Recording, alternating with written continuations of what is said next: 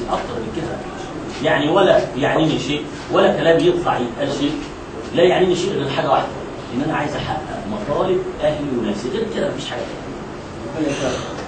اللي احنا وصلنا له فوق، اللي انتوا بقى بتكلموا فيه من شويه، اللي انتوا عايزين تعرفوا المناطق فين وايه اللي هيحصل.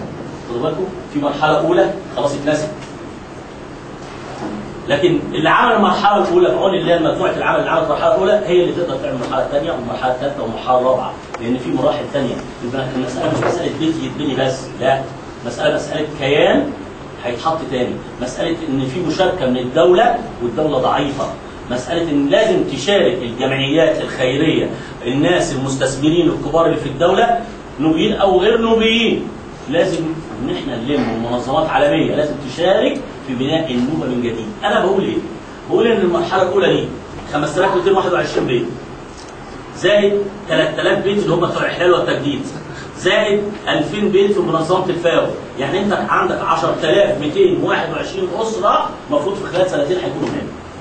10221 اسره هيكونوا على ضفاف البحيره في خلال سنتين، زائد 10000 فدان من الدوله و10000 من العرض الغذائي. يبقى انت عندك 20000 فدان و10221 بيت، يبقى انت ان هو محتاج دي نعتبرها العوده الاولى للنوبه. ولو نجحت العوده الاولى للنوبه في المرحله الاولانيه، تاكدوا ان احنا هنرجع زي ما تهجرنا سنه 1912 1933 1913 1933 1964، يعني 4 هجرات. دي العوده الاولى لاهالي النوبه. بس يجب ان احنا كلنا نتكاتف، لان المرحله الجايه اصعب من القرار. اتبنى في كركر 318 قاعده اساس حاليا، 318 قاعده اساس حاليا، وفي جزر الوالدات هيتم البدء في خلال اسبوعين.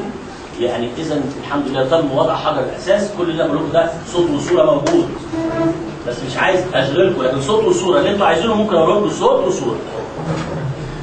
هات لي الوزارات المعنيه. يبقى احنا قلنا الخمس مطالب اشتغلنا فيها. هات لي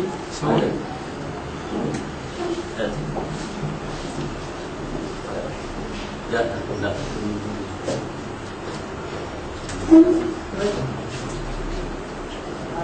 ماشي. هات لي وزير التنميه الزراعيه.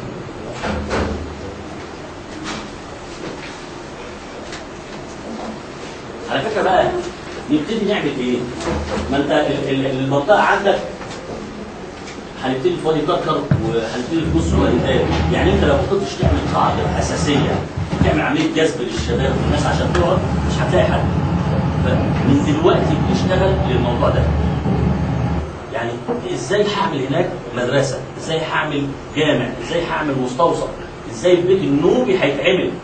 ده الشغل اللي احنا محتاجينه عشان يبقى في عمليه جذب. ازاي نقدر نعمل مشاريع صغيره لهذه المنطقه؟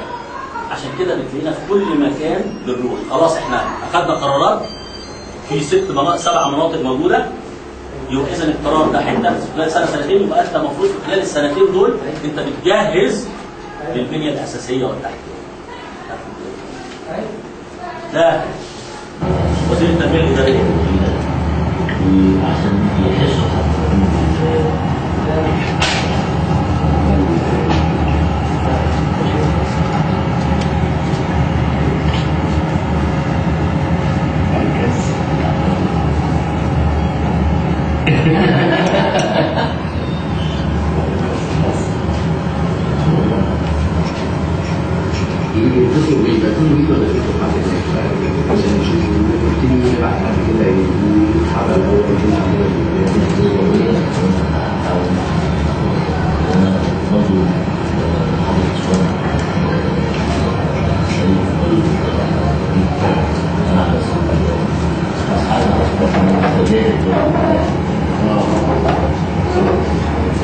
لا انا خليهم يتصلوا بيه وبعدين يعملوا نعمل اساسا الاعمال الماليه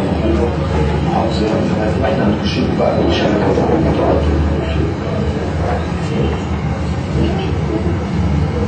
انا مش عايز اطلب طلب منك، لكن مش طالب نفسك انت طالب خاص يعني ما فيش حاجه محدده ولا طالب واسطه ولا طالب شخصي، ده حاجه بنكتب بيها لبلادنا. ويسعدني ان احنا اسوان بس.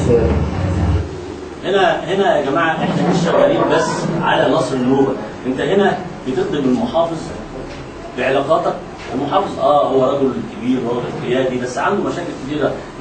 نسبه النوبيين المتواجدين في اسوان 30%، فعنده شغل تاني وعنده حاجات تانيه. هنا وقت انا بطلب مركز تكنولوجي متطور في اسوان وفي نصر النوبه ومستقبلا في كركر. ليه انا بعمل كده؟ عشان احسس المحافظ ان احنا مش بس بنشتغل للنوبه، لا احنا بنشتغل لاسوان ككل، وانت راجل محافظ اسوان. وهوريكم برضه انا بتكلم ازاي وبتناقش ازاي مع محافظ اسوان، وبقول له في الغلط بقول له ده غلط، وبقول له كده ده غلط. يا ريت تقدروا تسمعوا الحديث اللي هيحصل ده. اللي ما اعتقدش مصر النوبه ولا ترجع تاني. ما حدش كده متفقين 100% وكده حبايب واصدقاء. ما حدش يقول هناخد المحله كلها. احنا بنطلب بدايه يا ريس، احنا بنطلب خلاص متفقين 100% كده مع بعض ولا خلاف اطلاقا. خلاف ايه؟ اصل مش موجود. ما هو معلش طيب خلاص الناس جت قالت لي هنا الحاله كلها بتاعتها. ماليش دعوه. انا قلت ايه؟ ما انا هضطر اوصل تاني في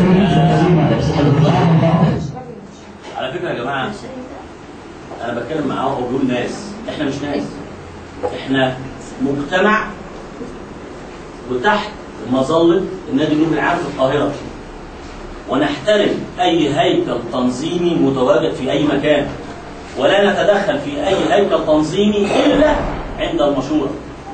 وما عملناش الشغل ده الا لما طلبوا هم مننا في قصر النوبه ان احنا نعمل الشغل ده. وعندي ده مسجل صوت وصوره برضه. يعني احنا مش بنشتغل كده بس، عشان كده كان يجب علي احترم اي هيكل تنظيمي. عشان كده اخذت موافقات كل قرى قريه، اخذت موافقات المجلس المحلي اللي كان متواجد هناك ايام الاستاذ محمد هلال، اخذت موافقات المحافظه. عشان كده بشتغل واحنا عارفين تنظيم واداره، عارفين ازاي بنشتغل وبنحافظ على الاداره دي. الشغل اللي انا بعمله هنا ده بقول له احنا مش ناس.